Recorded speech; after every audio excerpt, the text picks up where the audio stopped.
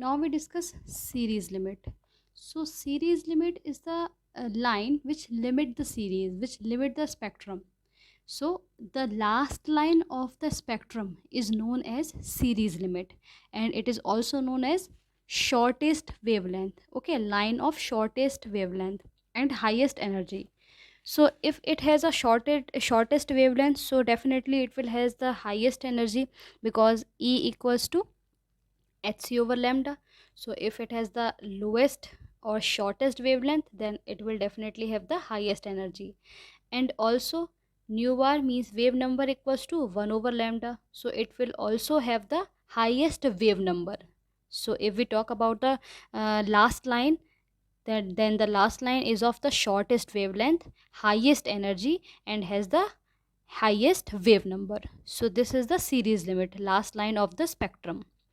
Now I have written a numerical here which will give you more clarity towards the topic. Calculate the short and long wavelength limits of Lyman series in the spectrum of hydrogen. So here we have to calculate the shortest and longest wavelength. Okay. So as we know that wave number according to Rydberg equation, nu bar equals to 109,677 1 upon n1 square minus 1 upon n2 square centimeter inverse. So first we calculate the short wavelength limit.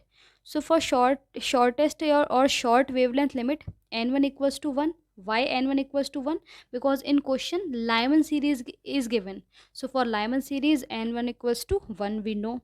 And as we are calculating for the shortest wavelength, so shortest wavelength means n2 equals to infinity, because shortest wavelength come from the level with the highest energy, as I told you here. Okay, so that's why n2 will equals to infinity.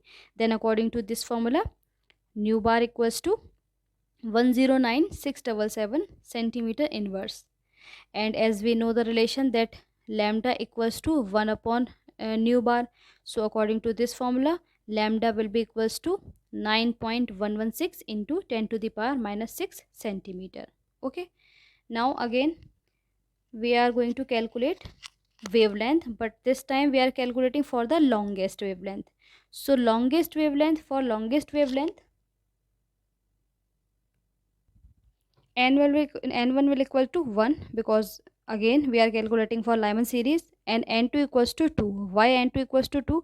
Because longest wavelength has the lowest energy, so it must come from the nearest level. So after 1 second is the nearest level, so n2 will equals to 2.